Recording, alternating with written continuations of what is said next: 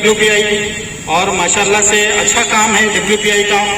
और ये लोगों के जो मसाइल है उसको हुकूमत तक पहुंचाती है इन मसाइलों को हल करने के लिए, जिसमें से अभी जो मुद्दा उठाया गया है जो महंगाई का है। ये महंगाई बढ़ने से आम इंसान बहुत तकलीफ में है, परेशानी में है। क्यों है कि आमदनी कम है, खर्च ज्यादा हो जा रहा है, जिसके नतीजे में बड़ा बवाल खड़ा हो रहा है। एक तो रोजगार नहीं मिल पा रहा है, 5 दिन में 10 दिन में 1 दिन का काम मिल पा रहा है। वो मिल पाया भी तो क्या उसमें फिर वो इनकम नहीं हो पा रही जितनी होना चाहिए था, वो इनकम नहीं हो पा रही, जिसके नतीजे में इंसानों को तकलीफ का सबब बढ़ते जा रहा है। यानी एक घर में अगर से 5 लोग हैं, 5 लोगों को खाने के लिए जो चीजें हमको मुहैया होना चाहिए, जो पैसे में होना चाहिए, वो पैसे नहीं रहने के नतीजे में बहुत परेशान है लोग। और किसको बोले, गरीब है तो वो मांग के खा सकता है, अब मीडियम फैमिली के है तो उधार सुधार करता है, तो उधारी फेरने के लिए भी तो आमदनी चाहिए ना, आमदनी नहीं हो पा रही है। हमारी हुकूमत तो कह रही है कि हम आपको रोजगार मुहैया करेंगे, 2 करोड़ रोजगार हम हर साल दिया जाएगा, लेकिन उल्टा ये है कि कई करोड़ लोग बेरोजगार बन गए। एक तो पहले तो इन्होंने क्या किया था कि नोटबंदी कर दिया था, नोटबंदी के अंदर कई लोग जो सो खसारे में आ गए, कई लोग खुदकशी कर लिए। हुकूमत का काम रहता है कि लोगों के मसाइल को हल करना, बल्कि लोगों के मसाइल को सुधारना, उनके मसाइल को दूर करना है।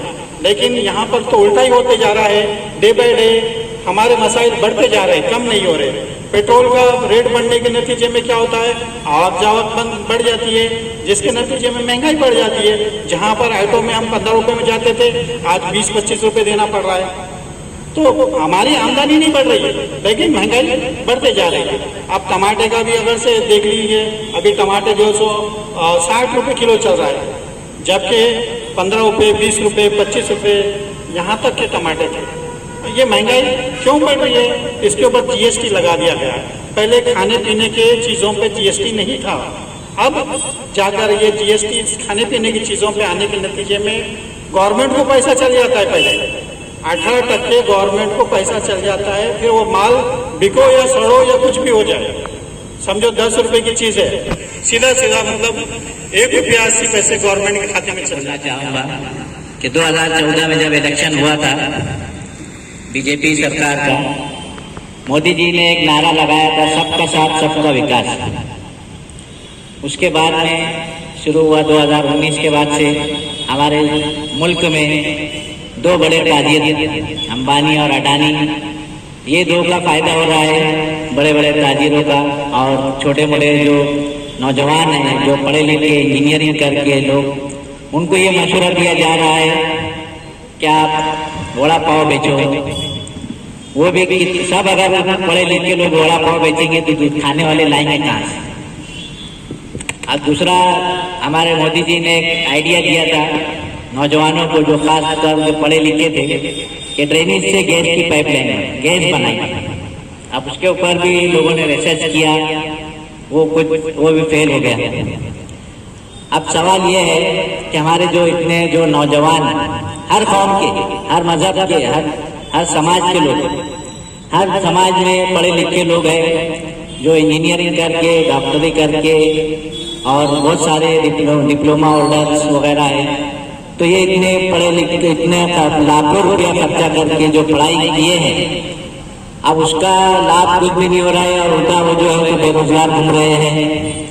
और मोदी सरकार उनकी तरफ भी कुछ ध्यान नहीं दे रहा है। वादा तो ये किया गया था कि हम 2 करोड़ लोगों को हर महीना रोजगार मुहैया कराएंगे, लेकिन देखने में ये आ रहा है कि हमारा देश 2 करोड़ क्या, करोड़ों की तादाद में बेरोजगार होते जा रहे हैं। कंपनी, बड़ी बड़ी कंपनियां बंद हो रही हैं।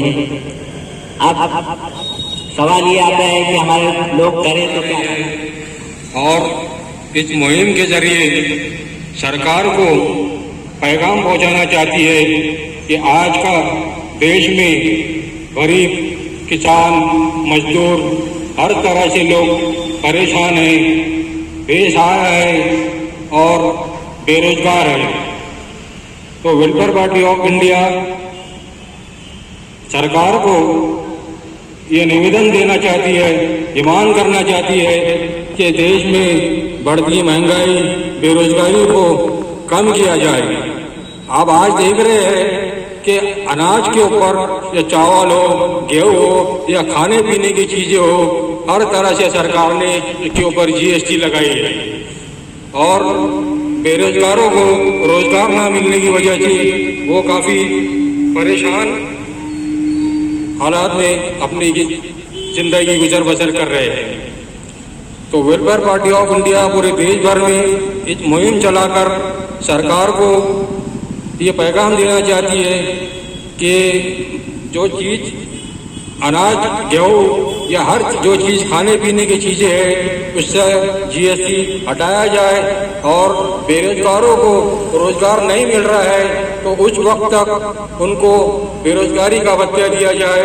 और आप जानते हैं कि हमारे देश के अंदर आज ऐसे हालात हैं कि 2 करोड़ लोग जो 375 रुपये रोजाना में मजदूरी करते हैं आज के महंगाई के दौर में। तो आज हमें सोचने की जरूरत है कि उनकी कैसी जिंदगी गुजर रही है, कैसी जिंदगी वो बिसर। तभी जंग लड़ने के बाद 1947 में हमारे देश भारत को आज़ादी मिली और आज़ाद भारत का जो संविधान है वो सेक्युलर संविधान है। इसमें हर मजहब के मानने वाले को अपने मजहब पर अमल आवारी की आज़ादी है और ये संविधान इस भारत देश के हर नागरिक को जीने का, रोजगार का बुनियादी हक देता है।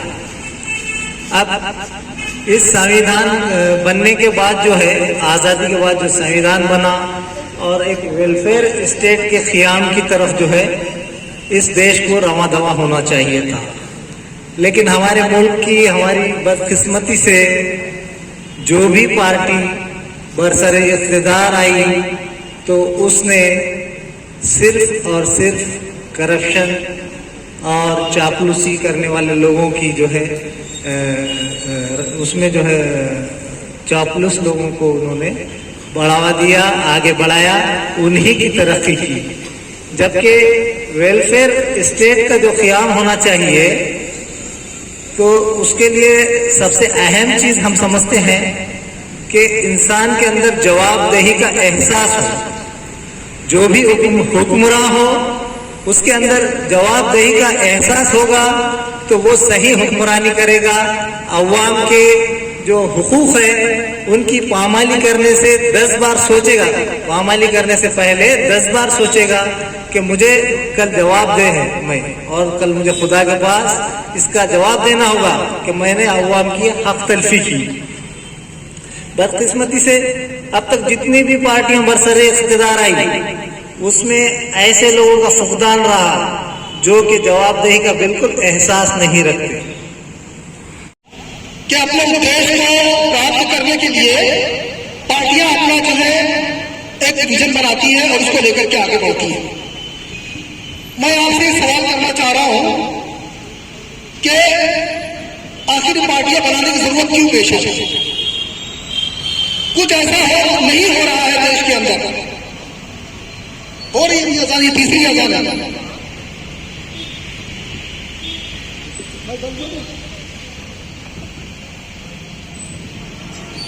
तो मजबूर होकर के हमको ये पार्टी बनाना पड़ी है। जब कोई ऐसा समाज है, जब कोई पार्टी या कोई समिति बनती है तो आप इसमें गौर करें कि कुछ ऐसा नहीं हो रहा है जिसको करने के लिए ये समितियां या ऑर्गेनाइजेशन या पार्टियां बनानी पड़ती हैं। और मजबूर होकर के एक ऐसा वंचित समाज जो तमाम सुविधाओं से वंचित रखा गया हो उसको सामने आना पड़ता है और उसको अपने अधिकारों के लिए जद्दोजहद करना पड़ती है, प्रयत्न करना पड़ता है, परिश्रम करना पड़ता है।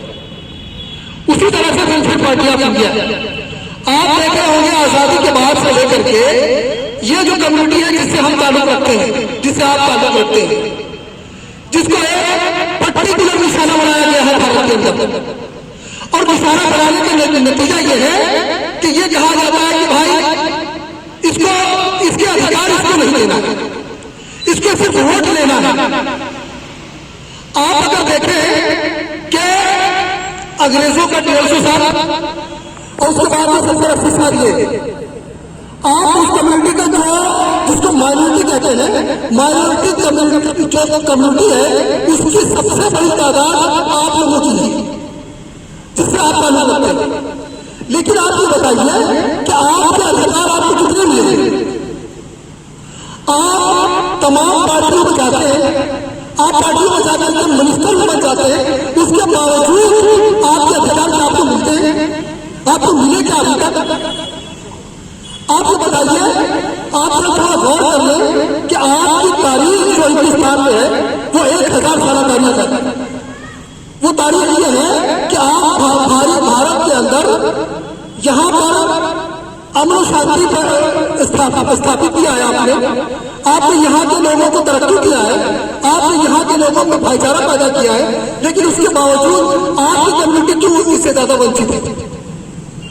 दूसरी बात ये कहना चाहता हूं, पिछले 8 सालों के अंदर आप देख रहे हैं कि जब से ये सरकार आई है यहाँ पर, जो देशभक्त सरकार अपने आप को कहती है, इस देशभक्त सरकार ने इस देश को कहां लाकर खड़ा कर दिया?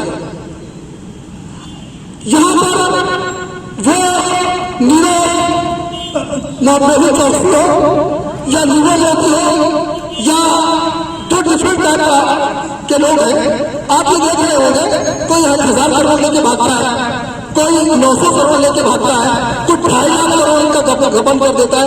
ये गबन करने का सिलसिला पिछले 8 सालों से चल रहा है। इसके बाद वो जो सबका विकास और सबका साथ की बात कर रहे थे, जिन्होंने पूरे विश्व का चक्कर काट लिया है, उन्होंने कितना इन्वेस्टमेंट लेकर किया है भारत के अंदर?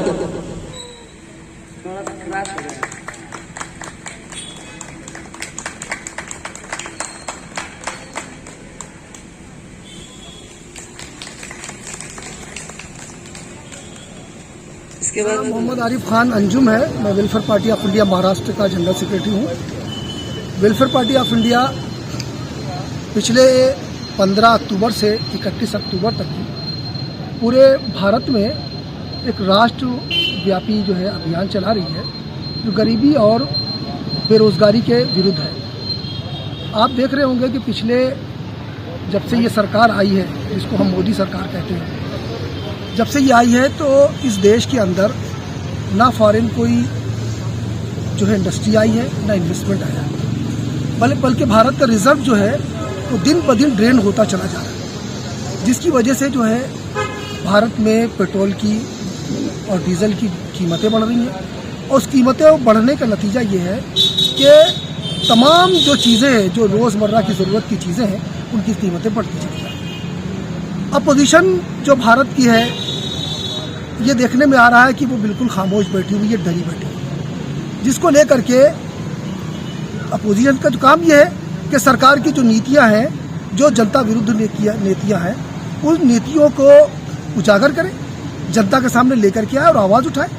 लेकिन चूंकि पूरी की पूरी पार्टियों के अंदर जितने ये नेता मौजूद हैं, सब करप्ट हैं, सबके जो है कहीं ना कहीं रिकॉर्ड्स मौजूद हैं ईडी और सीबीआई के लिए, इसलिए ये आवाज़ नहीं उठाते। तो वेलफेयर पार्टी ऑफ इंडिया जो है उसने विपक्ष का रोल अदा करने के लिए ठानी है और वो विपक्ष का रोल अदा करते हैं। कैसे मुमकिन है ये? कैसे आप जो तो विपक्ष का रोल अदा करेंगे? हम भारत के डोर तक जो है हमारी 13 स्टेट के अंदर हमारी शाखाएं कायम है, पार्टी हमारी मौजूद है।